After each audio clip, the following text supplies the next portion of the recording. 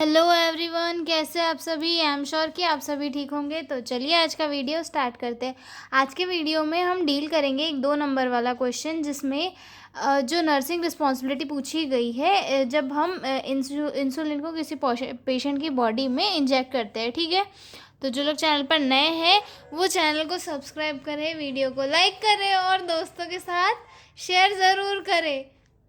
ठीक है, तो हम देखते हैं नर्सेज रिस्पॉन्सिबिलिटी कि उन्हें क्या क्या रिस्पॉन्सिबिलिटी रखनी चाहिए जब वो किसी पेशेंट को इंसुलिन इंजेक्शन लगाते हैं। ठीक है, इंसुलिन इंजेक्शन हम किसी पेशेंट को लगाते कब है, जब जो डायबिटीज़ वाला पेशेंट होता है उसकी बॉडी में जो ग्लूकोज के लेवल है उसे कम करने के लिए हम किसी भी पेशेंट को जो है इंसुलिन का इंजेक्शन देते हैं।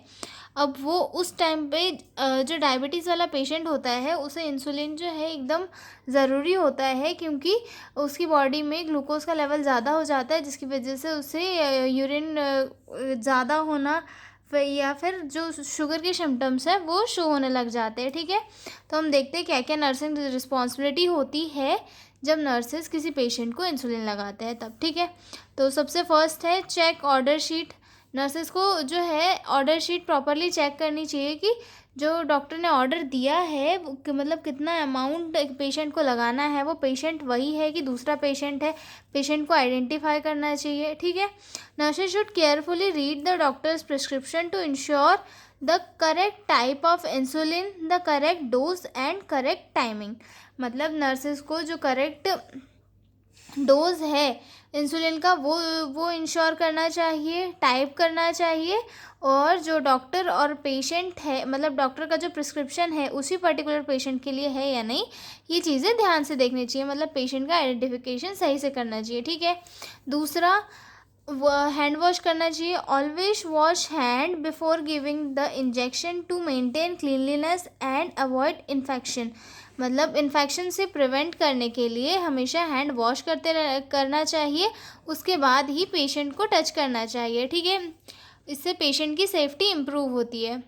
उसके बाद चेक ब्लड शुगर लेवल। मतलब पेशेंट की बॉडी में जो ब्लड शुगर लेवल है उसे ग्लाइकोमीटर के थ्रू चेक करना चाहिए, उसके बाद ही इंसुलिन देना चाहिए। पता चला हम किसी पेशेंट को इंसुलिन देने जा रहे हैं और उसकी बॉडी में पहले से ही शुगर का लेवल लो है और हम उसे इंसुलिन दे देंगे तो वो क्या हो जाएगा, पेशेंट हाइपोग्लाइसीमिया में चल जाएगा। तो इस कंडीशन से बचने के लिए पेशेंट की जो ग्लूकोज लेवल है उसे चेक करना चाहिए, उसके बाद जो है इंसुलिन उसे देना चाहिए। Before giving insulin the nurse must check the patient blood glucose using a glucometer to ensure insulin is needed. Inspect the insulin. Look at the insulin vial to make sure it is not expired and the insulin is clear and properly mixed.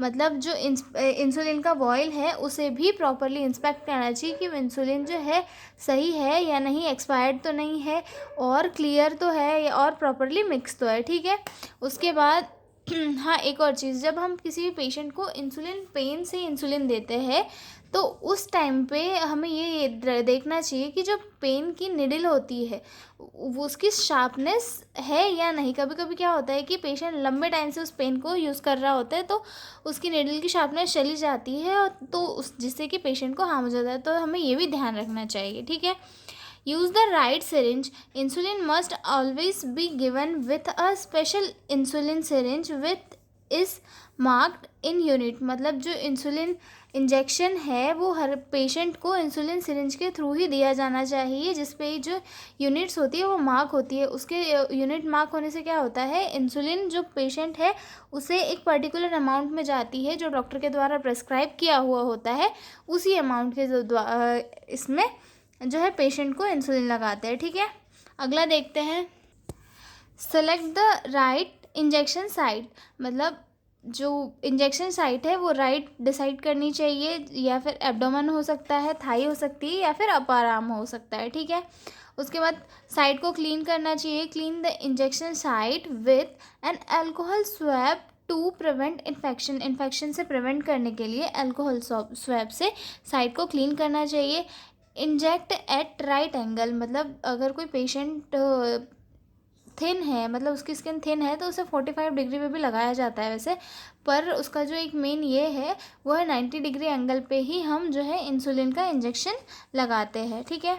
Don't massage the site after giving insulin, don't rub the area, it can cause fast absorption and lead to low sugar. मतलब इससे क्या, patient को जब हम insulin लगाते हैं तब उसे जल्दी से रब नहीं करना चाहिए। इससे क्या होता है कि जो पेशेंट है उसकी इंसुलिन जो है बॉडी में जल्दी से एब्जॉर्ब हो जाएगी, जिसके कारण पेशेंट हाइपोग्लाइसीमिया में चले जाएगा, ठीक है। तो जब भी आप पेशेंट को इंसुलिन लगाते हैं तो उस टाइम उसे जल्दी से रब नहीं करना चाहिए।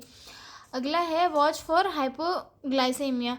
पेशेंट को मॉनिटर करते रहना चाहिए हाइपोग्लाइसीमिया के सिम्टम्स को देखने के लिए कि पेशेंट एकदम से हाइपोग्लाइसीमिया में नहीं गए तो नहीं जा रहा है, हम उसे इंसुलिन दे रहे हैं तो, ठीक है। Observe the symptoms like sweating, shaking, dizziness और कन्फ्यूजन, ये सिम्टम्स हमें चेक करना चाहिए और फिर जो रिकॉर्ड इंसुलिन का प्रोसीजर रिकॉर्ड कर लेना चाहिए, ठीक है। उसके बाद एक और थिंग है जो काफ़ी इम्पॉर्टेंट है, पेशेंट को इंसुलिन देने के बाद थोड़े 5-10 मिनट के अंदर में उसे फूड या मिल प्रोवाइड कर देनी चाहिए, क्योंकि बॉडी में ग्लूकोज का लेवल कम हो जाता है, तो उसे बढ़ाने के लिए पेशेंट को फूड दिया जाना ज़रूरी है, ठीक है। आई एम श्योर आपको समझ में आ गया होगा। तो यही सारी नर्सिंग रिस्पॉन्सिबिलिटी थी जब हम किसी पेशेंट को इंसुलिन इंजेक्ट करते हैं तब की। और बने रहिए मेरे साथ इसी चैनल पर जल्द ही 3rd ईयर की सीरीज़ भी अपलोड होने वाली है, 3rd ईयर के प्रीवियस ईयर क्वेश्चन पेपर्स की सीरीज। तो आई एम श्योर आप लोग बने रहेंगे मेरे साथ। तो चलिए मिलते हैं अगले वीडियो में, तब तक के लिए bye bye, all the best for your exam.